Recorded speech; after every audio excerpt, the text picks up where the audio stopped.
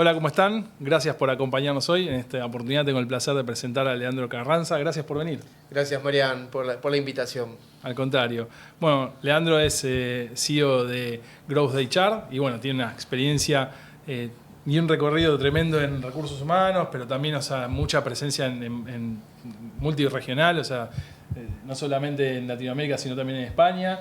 Y bueno, recorrido en Europa, así que bueno, seguramente vamos a tener mucho para hablar hoy. Así que, demasiado dale, debate. Vamos arrancando. Y bueno, en esta visibilidad, ¿no? de poder tener la oportunidad de estar en diferentes lugares y conocer las comunidades de recursos humanos, ¿cómo crees también que fue evolucionando el modelo de gestión de recursos humanos, sobre todo desde los que lideran la gestión, ¿no? Exactamente. A ver, yo lo defino como dos grandes momentos. Yo creo que hubo un momento donde todas las compañías empezaron a transformar, producto de esta transformación digital, toda la revolución tecnológica que se dio por allá año 2015, 2016, en algunos países un poquito más tarde, pero un modelo de liderazgo solamente basado en el control, supervisión, poca capacidad que podían tener el talento para innovar, para proponer ideas. Y a partir de ese momento se genera un quiebre obviamente en todo lo que es gestión de talento, en la forma de liderar, donde los líderes se acercan más a sus equipos, generan más empatía, mayor conexión. Obviamente se van desarrollando ciertas habilidades y competencias que eran claves para ese momento de transformación. Lo cual, estos son los momentos que veo de transición, de un modelo de liderazgo de mayor control, mayor supervisión, a mayor autonomía dentro de los equipos. Ahora, cuando vos vas viendo ese modelo, ¿funciona de la misma manera en las diferentes regiones? ¿Ves algunas particularidades? ¿Ves algún foco quizás de alguna región en algún tema en particular? Sí, a ver, yo digo que cada país tiene su distinto nivel de maduración respecto al tema de cómo gestiona el talento, a cómo trabaja dentro de sus equipos. Al estar en distintos países de LATAM, porque bueno, no solamente estamos en Argentina, sí, como sabrás, sino que también Paraguay, Uruguay, Perú, México y Colombia, vemos distintas formas de liderazgo. Entonces, obviamente que vemos este punto como una cuestión diferencial de acuerdo al momento de la organización, al momento en que se gestiona el talento, pero también hay algo muy crítico que es, Mariano, es las capacidades que vemos dentro de esos talentos locales. Vemos economías o países, vamos a decir, con un talento que todavía necesita hacer un proceso de transición, de mayor desarrollo profesional, que hace que esas estructuras de liderazgo todavía sean totalmente diferentes. Si nos medimos nosotros con otro país, vamos a notar ciertos cambios que también inciden en factores económicos. ¿Bien? Yo creo que cuando uno habla de gestión de talento, gestión de liderazgo, tiene que empezar también en todas las cuestiones macroeconómicas que inciden a la constitución de una persona como líder, pero también por todas las variantes que se van dando a nivel organizacional. Hay generalmente como una tendencia hoy a manejar con indicadores, a agregar cada vez más datos en la toma de decisiones, la IA, la tecnología que se va agregando en la gestión. Y en algún punto a veces se nota como que se empieza a desconectar, ¿no? El liderazgo de los equipos o el liderazgo de la gestión. ¿Cómo pensás que se puede mantener esa humanidad de los líderes conectados con los equipos a pesar, ¿no? de toda la transformación que empuja la IA y la tecnología? Sí, de hecho tocaste un tema crítico. Vamos a tocar, crítico. Sí. A ver, yo en lo personal... obviamente todo lo que es revolución tecnológica, hoy está la IA, tal vez dentro de 5 años aparezca algo más disruptivo. Yo lo defino como la capacidad de adaptación. ¿Bien? Entonces, ¿cómo hacemos para adaptarnos a esos entornos cambiantes, desafiantes? Es primero generar empatía, líderes que sean empáticos, líderes que construyan desde el punto de vista del propósito. Por eso, en todos estos cambios disruptivos que van apareciendo, para mí es clave que las compañías definan la nueva cultura, el nuevo propósito, porque no es lo mismo este escenario de hace 10 años atrás. Hay cambios, hay nuevos modelos de gestión. Entonces, estos líderes tienen que ser más empáticos, más comunicativos, más cercanos a sus equipos. Que esas son todas estas habilidades que mencioné anteriormente que se tienen que ir gestionando dentro de los equipos para que estos cambios sean posibles. Porque hoy está la IA, hablamos de IA como tal, pero hablamos de que estaba Machine Learning hace muchísimo tiempo, que era la IA más tradicional. Hoy hablamos de IA generativa. Entonces hay otro cambio, tal vez, como te vuelvo a decir, dentro de 5 años aparece algo más disruptivo que nos ponga en cuestionamiento cómo gestionamos los equipos.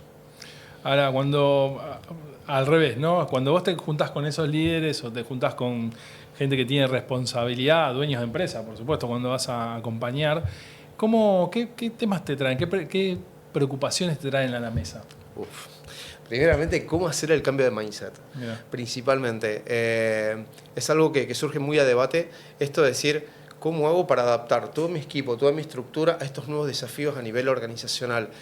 Y ahí es cuando es el punto de quiebre, porque creo que la tecnología viene, te inunda todos tus sistemas, tu organización, porque para ser competitivo, pero no te dicen cómo generarse ese cambio internamente, cómo acompañarse ese cambio de mindset. Entonces, hoy la IA nos desafía también a comunicar correctamente, que es algo que nos viene a complementar, es algo que nos viene a ayudar. Yo lo llevo a planos, un poco a nivel muy operativo, aquellas personas que ingresaban las facturas todas manuales, o aquellas que le hacían a papel, ¿te acordás? Sí, sí. Entonces, todos esos procesos generaron automatización. Entonces, obviamente hubo cambios en las formas de trabajar, en la forma de relacionarnos y en la toma de decisión. Entonces, todos estos cambios son cuestiones que tienen que ayudar también al cambio de mindset a nivel organizacional. Y es una bajada en todos los niveles, o sea, desde el CEO de una compañía hasta obviamente las áreas de recursos humanos, que son un gran motor para esta transformación. Ahora, yo me imagino que toda esa transformación lleva tiempo y, o sea, lleva como una agenda, ¿no? ¿Cómo trabajan esta agenda, ¿no? De ir haciendo la transformación mientras que todo el contexto va cambiando? Porque en definitiva es como decir, bueno, vamos a transformar hacia este lado. Y mientras estás cambiando te va moviendo las variables, ¿no? Totalmente. A ver, los cambios, como digo siempre, no pueden ocurrir de la noche a la mañana. Son procesos de adaptación. Sí hay que definir cuáles son las áreas, por dónde se empieza. Y empezar por cosas muy pequeñas, ¿bien? Pero que tengan impacto.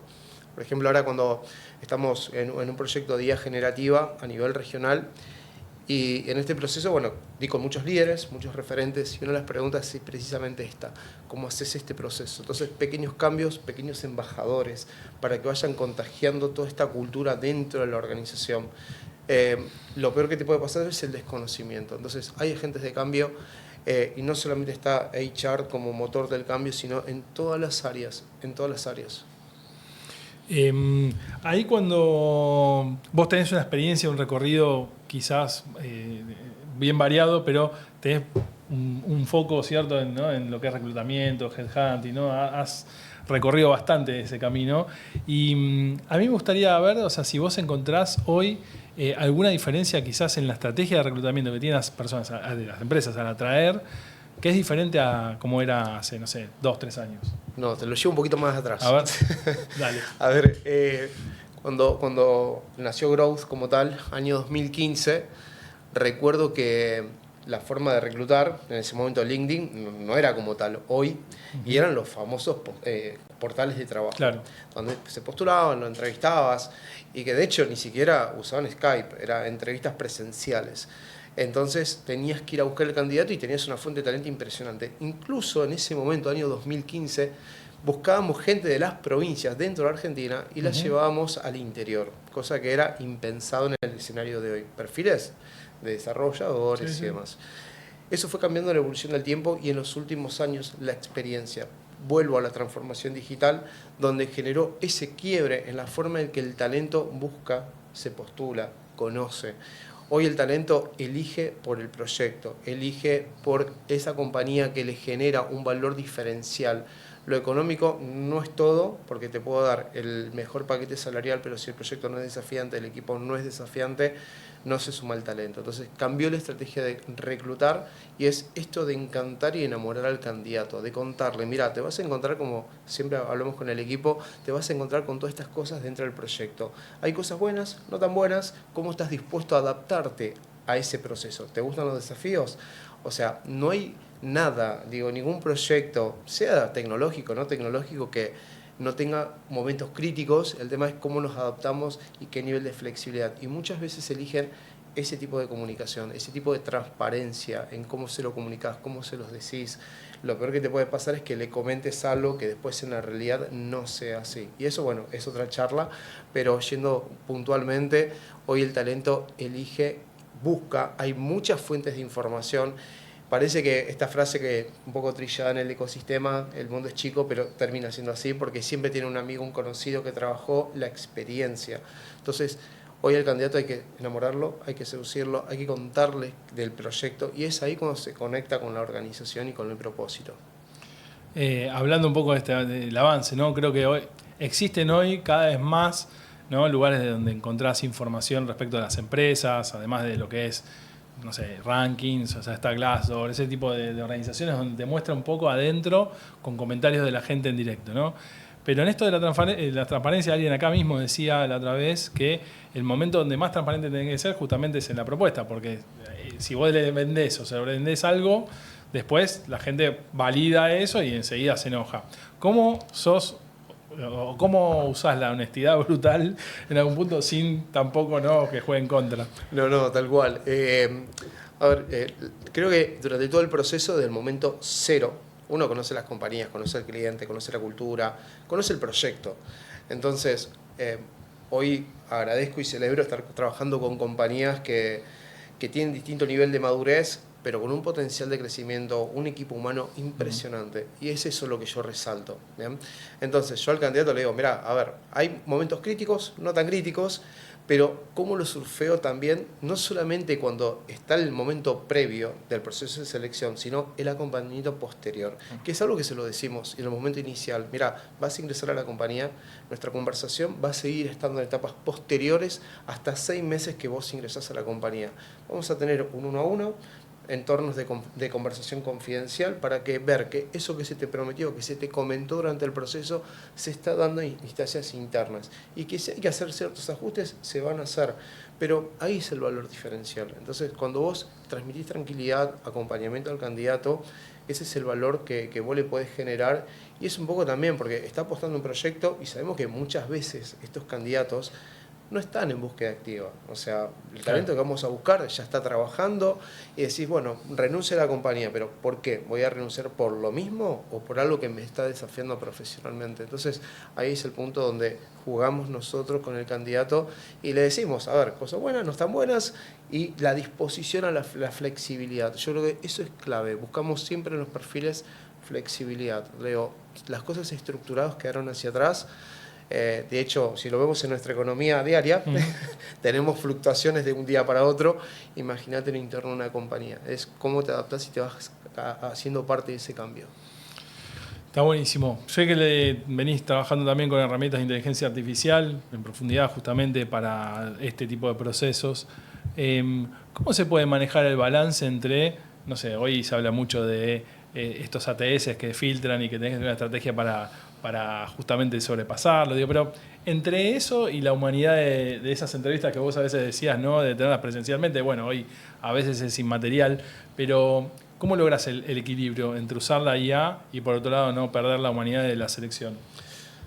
Hay un punto ahí crítico que es clave, o sea, hoy todos los procesos se van a ir automatizando. Es cierto que hoy cuando hablamos de IA, esto genera como ciertos sesgos. Y decir, bueno, me dejan fuera del proceso, no me dejan adentro, cómo está reclutando la compañía. Es establecer ciertos límites y parámetros, como le digo yo, políticas, reglas, que tienen que ver con principios éticos, morales, para ser equitativos, para ser justos. Y eso es interno a la compañía. Entonces, en estos procesos de usar una ATS que tenga IA generativa, es no tener sesgos durante el proceso de selección. ¿Bien? Y que esos parámetros, esas reglas tienen que estar definidas dentro de cada compañía. Nosotros, por ejemplo, en Growth tenemos nuestras políticas y de hecho estamos en un proyecto ahora, etapa ya productiva, donde estamos implementando N8N en el ATS, lo cual definimos las reglas y al momento de definir las reglas es esto, no sesgos. ¿Bien? No discriminamos por sexo, por edad, damos oportunidad. Y por otra parte hay un aspecto puntual, digo, hoy vamos a ir a buscar perfiles que dominen ciertas herramientas, ciertas tecnologías, pero necesitamos talento joven. Entonces también ayudarlo, potenciarlo, darle esas habilidades que necesitan para que obviamente no queden desbalanceados en el mercado. El otro día leía un informe de Korn Ferry que hablaba, ¿no?, de este escalón que se empieza a perder, que es el de los más juniors o las personas que entran al mercado laboral, porque algunas organizaciones están empezando a utilizar IA para reemplazar tareas más operativas, ¿no? Pero que en definitiva esto que resuelve un tema hoy Dentro de 3, 4 años, cuando quieras tener, o sea, liderazgo, cuando quieras tener otro tipo de perfiles más senior, no los vas a tener. ¿Cómo pensás que las organizaciones pueden empezar a trabajar también ese equilibrio de decir, bueno, no es todo IA, no es todo, o sea, reemplazar? Sí, fundamental. Fundamental porque estoy viendo procesos de reestructuraciones, esto no solamente en Argentina, sino en LATAM, incluso en España, lo estoy viendo en varias compañías. A ver, fundamental es, para mí en estos procesos es, hay cosas que se pueden automatizar, hay cosas que sí se pueden hacer, que generan términos de eficiencia, pero necesitas talento humano, que es el pensamiento crítico. ¿Bien? Nuestra forma de pensar, nuestra forma de relacionarnos, nuestra forma de ver las cosas con ese ojo humano, con ese nivel de personalización. Y ahí aparece ese concepto que yo lo llevo muy en el punta a punta, el concepto de la hiperpersonalización. Lo llevo a compensaciones y beneficios, ¿bien? Un tema crítico. Entonces, digo, ¿cómo genero ciertos beneficios para determinada población generacional en determinado momento de su vida y que esté acompañado con un plan, obviamente, de bienestar? Ese bienestar físico, emocional, obviamente también financiero. Entonces, creo que cuando uno define estos procesos, cuando uno está pensando en IA generativa, agéntica, tiene que pensar también en aquellos aspectos que son parte también de la estrategia y que obviamente necesitamos talento que hoy ponga en cuestionamiento a las cosas que se están haciendo con IA generativa y agéntica, porque hay enormes, digamos, espacios de dudas. Hoy estamos en etapa de exploración, la IA generativa tiene apenas 2 años y aún está en periodo de prueba, de análisis. Entonces necesitamos gente, talento vamos a decir mejor, que ponga en cuestionamiento y que juzgue y que revise y que piense de una manera más estratégica. Y ahí es un poco donde ciertos perfiles van a ir reconvirtiéndose con esa mirada más estratégica, pero hay que ayudarlos. Totalmente, ¿no? Y ahí también pensando un poco de cómo vos, para ayudar a las organizaciones a encontrar esos mejores perfiles, tenés que ir preparando, ¿no? A los reclutadores o las reclutadoras, digo, que van trabajando en esa selección. ¿Cómo imaginás ese reclutador o reclutadora del futuro, ¿no? Que se acompaña de la IA para seleccionar, pero por otro lado, bueno, tiene que ir teniendo esta mirada, ¿no? de consultiva en algún Consultiva, punto? bien, bien. A ver, yo en lo personal, es mi mirada, bien, lo aclaro por las dudas. Si a mí me tiene que entrevistar un bot o un asistente virtual, se rompe una barrera. ¿Por qué? Porque a mí me gusta, a Leandro le gusta el concepto de la personalización. Me gusta que haya una persona que me entreviste, que conecte, que podamos generar esa conexión y que en ese vínculo es lo que después se va a permanecer en el tiempo. Entonces, el reclutador del futuro va a ser como un formato híbrido, aquel que pueda dominar la tecnología, pero para su propio uso, ¿bien? Usando y automatizando aquellos flujos de tareas que son o sea, repetitivas, que son muy operativas. Te pongo un caso concreto. Nosotros veníamos llevando desde el inicio, teníamos como un file, como un dashboard, donde medíamos todos los procesos. Bueno, hoy está todo automatizado, ¿bien? Y el equipo está pensando más en lo estratégico, más en lo estrategia, más pensando desde el punto de vista de cómo mejoramos la experiencia del candidato. Esto de cómo acompañamos al cliente en brindar la información de qué está pasando en el mercado. Cuando antes los reclutadores estaban puro hunting, armando informes, hoy haciendo un informe ya está automatizado, cargar información de compensaciones y salario en el sistema está automatizado. O sea, son modelos híbridos donde vas desarrollando ciertas habilidades y competencias y ahí sacaste un tema clave que yo como soy bastante precursor en determinados roles dentro de HR. Por ejemplo, el rol del HRBP Senior Manager que piense más estratégicamente de cómo generar valor en las distintas áreas. Pero esto va a todos los niveles. Ahora en eso bueno, mejorar la experiencia, me imagino que vos durante todo ese proceso tenés que ir conectando a la persona con la cultura, con el propósito. ¿Cómo haces para transmitir eso durante la entrevista? Bien, bien. La verdad que es un punto crítico que tocaste, porque en el caso nuestro conocer mucho la compañía, Claro. demasiado, porque yo tengo particularidad de que voy a los lugares de la oficina de los clientes, estoy ahí, me empapo con los equipos, observo, veo, y durante todos estos años es lo que me ha dado esa percepción para poder después transmitírsela. Y de hecho, lo primero que muchas veces me siguen preguntando hasta C-levels, ¿cómo es el equipo interno? ¿Cómo son los líderes? ¿Cómo es el CEO de la compañía?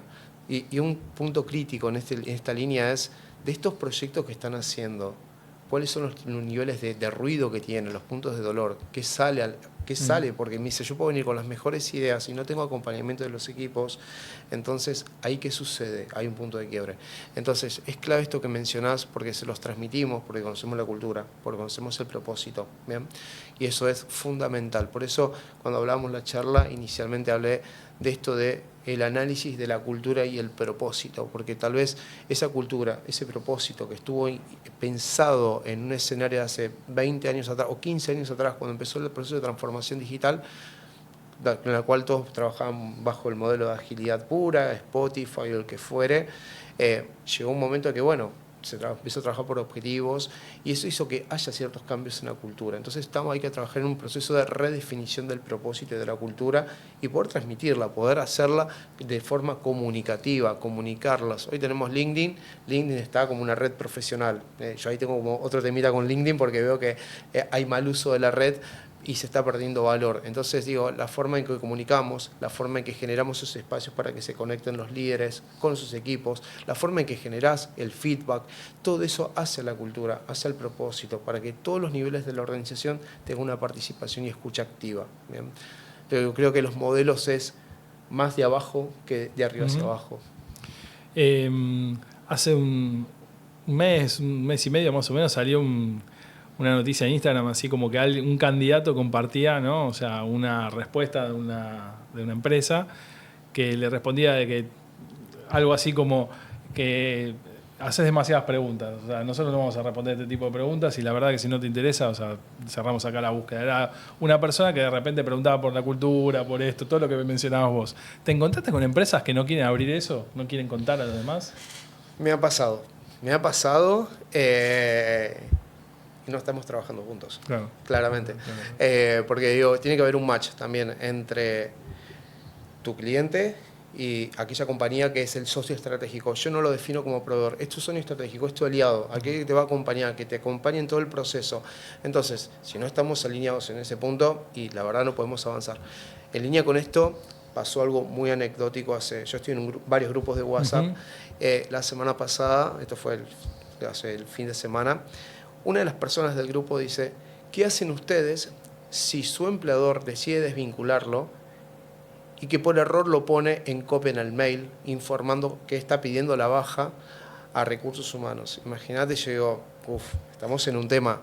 Esa persona está en un grupo de WhatsApp donde hay 600 personas de HR, tomadores de decisión y demás. Digo, erosión de la imagen de la compañía.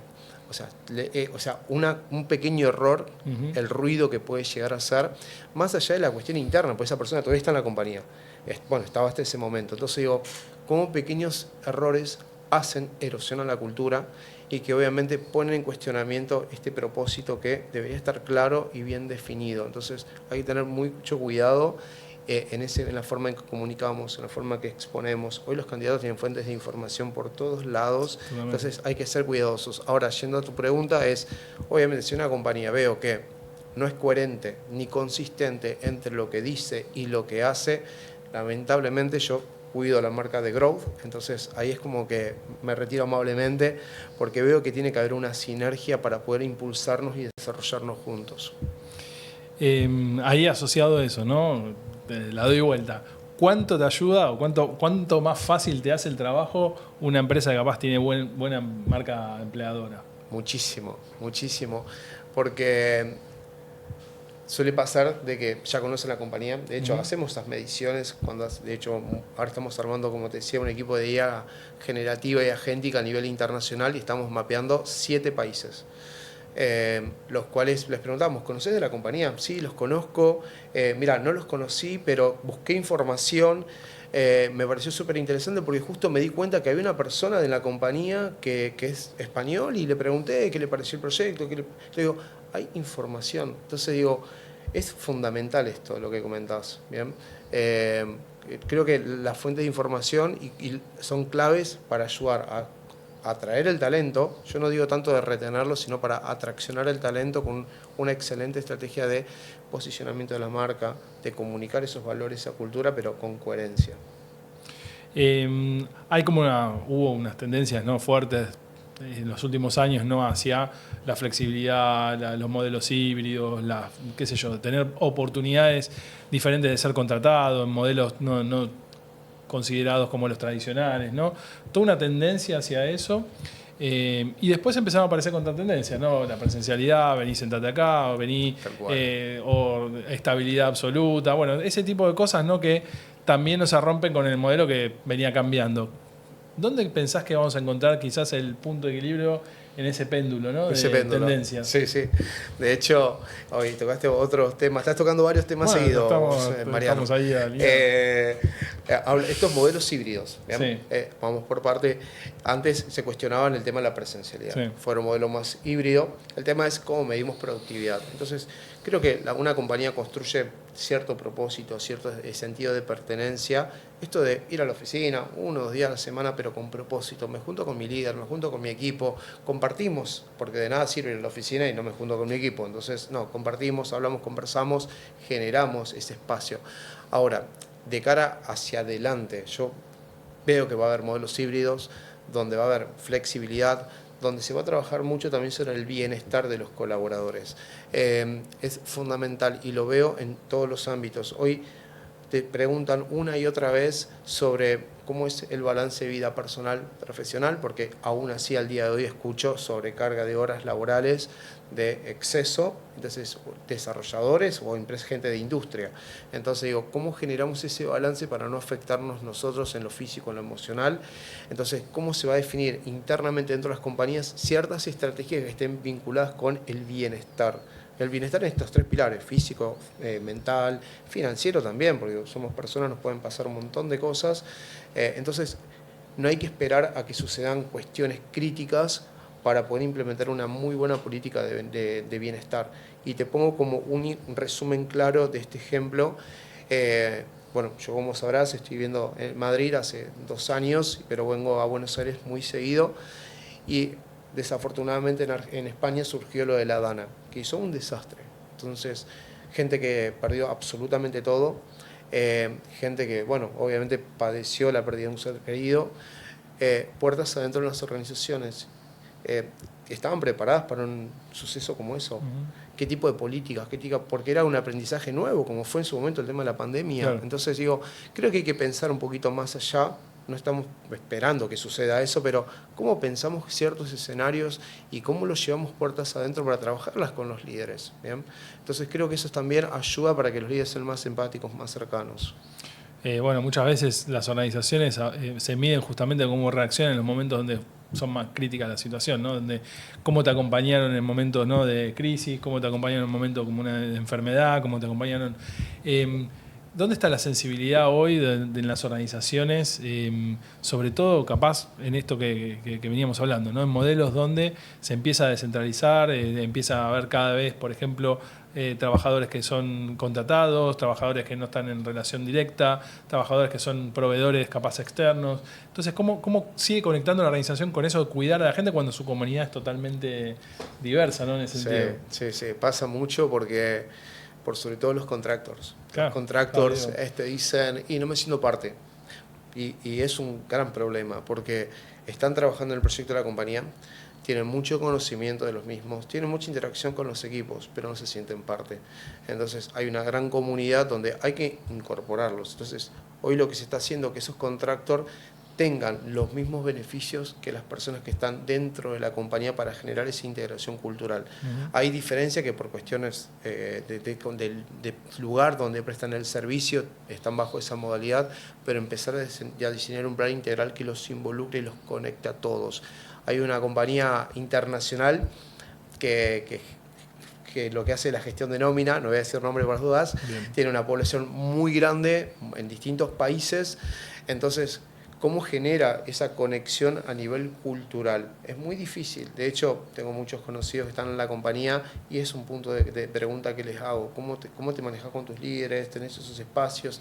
Y no, estamos 100% remotos. Me bajo un requerimiento, lo ejecuto, pero ese sentido de pertenencia a la compañía todavía no está sucediendo. Entonces, hay que buscar modelos en los cuales haya un equilibrio y esto del sentir parte. pensando un poco, ¿no?, en este futuro, y yo digo, cómo desde las áreas de recursos humanos, y vos que lo ves a veces de adentro, de afuera, nos tendríamos que estar preparando para lo que viene, sobre todo en el tema tecnológico, ¿no? Me interesa mucho hablar de tecnologías que ya están ahí, o sea, y ya están implementando. ¿Cuál es la agenda de recursos humanos respecto de esto, ¿no? O sea, porque a veces parece que es solamente acompañar, o sea, los procesos, pero desde mi punto de vista, y esto lo podemos charlar justamente porque está bueno el debate, me parece que recursos humanos tiene que tener una agenda más activa, ¿no? Es mucho más proactiva. Es justamente quien tiene que estar impulsando esta transformación, porque bueno, Haití, por supuesto, o sea, las áreas de tecnología deberían estar con esa agenda, pero la transformación pasa por la gente. Entonces, ¿cómo ves esa agenda? Exactamente, y un buen punto porque la transformación no solamente afecta a empresas tecnológicas, la transformación afecta a empresas tecnológicas, no tecnológicas, empresas industriales, minería, oil and gas, que son empresas en las cuales estamos también presentes, consumo masivo. Entonces digo, es cross. Entonces, ¿cómo trabajan las áreas internas? Vuelvo, estas cápsulas de experiencia, empezamos a comunicar, empezamos a formar, empezamos a que las personas sean dueñas de su propio desarrollo, pero generar esos espacios. Eso de decir, bueno, tengo un caso de una compañía argentina que hace muy poquito empezó a hacer estos cursos internos de formación en IA para que todas las personas dentro de la organización sean como embajadores de ese cambio y no le tengan miedo a esa transformación. Entonces que busquen casos de uso que después se vuelvan etapas productivas. Entonces hay un cambio de mindset, hay un nivel de participación impresionante y se van gestionando esos espacios, pero bien decís vos, se da desde recursos humanos, de definir cuáles son los procesos, los procedimientos, el famoso journey que nosotros hablamos en producto dentro de HR para que ese cambio sea posible, pero la mejor forma es comunicando cuáles son los aspectos que hay que tener en cuenta, qué se va a automatizar, cómo se va a llevar adelante y que haya un excelente plan para ir desarrollando esas habilidades y las competencias. Pensemos que hay organizaciones donde tenemos diferencias poblacionales impresionantes. Tenemos gente que tiene promedio de 60, 70 años, que están en la compañía en puestos ejecutivos, en grandes corpos, y después una población más joven que tiene otras motivaciones, otras necesidades. Entonces, ¿cómo haces para que ambas se vayan conectando? Pensaba, ¿no?, en esto de la transformación desde el rol. Hace poquito acompañé una organización de consumo masivo justamente en tratar de, o sea, implementar la IA en las diferentes áreas, ¿no? ¿Por qué el problema? Justamente habían contratado todo lo que era el Copilot de Microsoft, la suite esta que te permite estar hiperconectado con IA, sí, en todas las soluciones, y veían que el uso era muy bajo, capaz de 5% de la gente que tenía disponible la herramienta lo usaba. Entonces, esto que vos decías, ¿no? Es decir, bueno, trabajo en un rol de embajador, o sea, contrato gente de diferentes, busco gente de diferentes áreas que les interese el tema, empiezo a pedirles que lleven adelante proyectos, que los traten de ejecutar en el corto plazo, que cuenten las buenas historias, las historias de éxito, y a partir de ahí justamente el impacto que empieza a generar, o sea, esto es exponencial, porque vos vas multiplicando, no solamente por la gente que empieza a mostrar, mira, yo antes hacía esto, me llevaba tanto tiempo, ahora me ahorré todo este tiempo y lo dedico a otra cosa. Bueno, y con esos ejemplos justamente va la implementación. Entonces, ese toque, o sea, ese empujoncito lo tiene que dar alguien. Exactamente, lo tiene que dar alguien y los líderes tienen que ser también esto, juntémonos, analicemos, no le tengas miedo, viene para ayudarte, es un complemento. Hay muchos posts que veo en LinkedIn que dice la IA te va a reemplazar y si no te adaptás, va a pasar. Pero tenés que usar la IA como una herramienta. Yo digo a los chicos, tienen que usar la IA como si fuese tu herramienta de gestión. ¿Bien? Que sea un complemento tuyo, para que aquello que te lleva tiempo en exceso, lo automatizás y te centrás en lo estratégico, en la mirada en el negocio. ¿Bien? Porque obviamente digo, hay que entender qué pasa en un ecosistema como el nuestro, que estamos en distintos países, distintas culturas, distinta idiosincrasia, distintos momentos que atraviesan esas economías, esas organizaciones, para ver cómo les generás valor, desde qué lugar. ¿Bien? Entonces ahí es fundamental donde se generan esos momentos de espacio, de conocimiento, y es clave que es lo que decís, esto de compartir. Hicimos esto, implementamos esto, por más chiquito que sea, hay que comentarlo, hay que hacer, digamos, esos momentos de comunicar para que la gente se empiece a sumar a esa transformación. y va en todos los niveles. Creo que el nivel de oportunidad es impresionante. Obviamente, hoy hay muchas noticias desalentadoras, que reestructuración y demás, pero hay que entender que estamos en un contexto también macroeconómico bastante complejo, entonces hay que ver cuánto es IA o cuánto es factor macroeconómico. Bueno, totalmente. ¿Dónde te encontramos en las redes? Bien, me encuentran en LinkedIn como Leandro Carranza.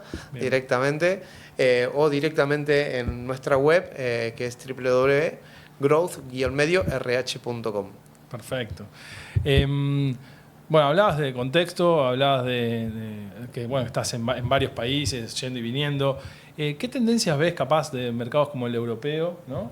Que en algún momento pensás que van a venir acá a Latinoamérica? ¿Viste? Nosotros estamos generalmente un poquito más atrasados o detrás de lo que viene pasando en otros mercados. ¿Qué cosas ves que pueden llegar a venir? Bien, en materia de lo que es gestión de talento, obviamente seguir trabajando sobre esto de la hiperpersonalización. ¿Bien? Empezar a desarrollar programas de desarrollo, programas de beneficios, bienestar, como bien lo mencionaba antes, bajo el concepto de la personalización. Entiendo el momento en que están las personas miembros de distintos niveles, y esto no solamente de distintos niveles jerárquicos, sino departamentos, porque no es lo mismo un comercial que un financiero, un tecnológico. Tener un perfecto análisis de qué sucede, ese nivel de diagnóstico de qué sucede dentro de la organización, y a partir de ahí pensar estratégicamente. Hoy se está trabajando mucho, en general en los países europeos, en esto de cómo generamos la conexión interna dentro de la organización para que los equipos sean altamente eficientes, comprometidos con la compañía, con la cultura, porque ni siquiera se habla de retención de talento, sino es si la persona se cree es porque hay algo que no hace ese engranaje con la compañía. Entonces, desarrollar esos aspectos que tienen que ver con la hiperpersonalización es un camino, no es un día para otro. Hoy se está blanqueando, por ejemplo, el tema de las bandas salariales en Europa como para dar más transparencia en el mercado. Es un camino. Si yo lo veo en LATAM, va a pasar muchísimo tiempo para que eso suceda. Obviamente que es una cuestión estratégica, no todas las compañías van a estar dispuestas a hacerlo, pero creo que hay ciertos cambios que podemos ir haciendo a nivel cultural, organizacional, y que se están estableciendo las bases. Hay mucho desarrollo normativo, eso es fundamental, entonces eso acompaña a que esas transformaciones y esos cambios sean posibles, y esto también del movimiento de la población, digamos, directamente como los baby boom y demás, para poder incorporarlos en ciertos roles estratégicos dentro de la organización. Hay una población generacional que hoy no está siendo considerada en ciertos mercados, entonces un poco es cómo los incorporamos, porque tiene un valor impresionante a nivel corporativo. Todas estas tendencias se van marcando, mucho apalancado en la tecnología, está mucho avance desde el punto de vista de medición de clima, cultura, evaluación de desempeño, ni hablar, y obviamente la automatización de procesos de evaluación. Todo esto va generando cambios, pero lo que veo diferente es, está todo conectado. Entonces yo tengo el historial de Mariano, del punta a punta, sé en el momento en que está Mariano y qué va a necesitar Mariano de cara acá un año, porque ni siquiera hablamos de un plan de carrera 5 años. Entonces todas estas cuestiones son las que se están trabajando, y entiendo que es un proceso que en LATAM en general es muy posible de hacer, porque ya estamos acostumbrados. Pasa que bueno, tenemos una cuestión macroeconómica, vuelvo a decir, que hace que no es lo mismo la estabilidad de Europa, donde pueden hacer proyecciones más a largo plazo, propio de una economía más estable, que LATAM, que tiene obviamente muchos cimbronazos, y lo que uno proyectó mañana lo tiene que desarmar y empezar de vuelta. Entonces, adaptación al cambio, flexibilidad, está en nuestras agendas constantemente. Pues tenemos para dar cátedra de adaptación. Totalmente. Flexibilidad en LATAM.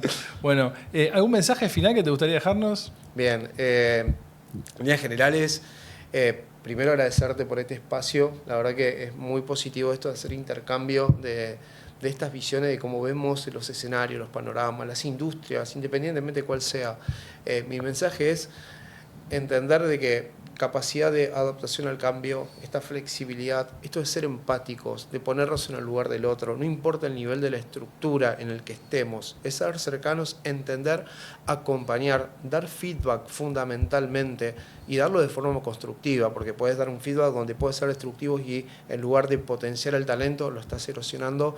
Para mí son aspectos fundamentales. O sea, ese es mi mensaje: flexibilidad, adaptación, seguir siendo resilientes esta capacidad de dar el feedback constructivo y generar espacios donde el talento realmente se desarrolle, y que obviamente ese es el valor que genera cualquier persona que está dentro de una organización, porque es parte también de su propósito personal. No, gracias por el mensaje, gracias también por venir. Espero que seguramente en otro tiempo que estés en Buenos Aires vuelvas de seguro acá. Que sí. Y bueno, seguramente nos vemos la próxima. Dale, gracias a todos por estar. Gracias.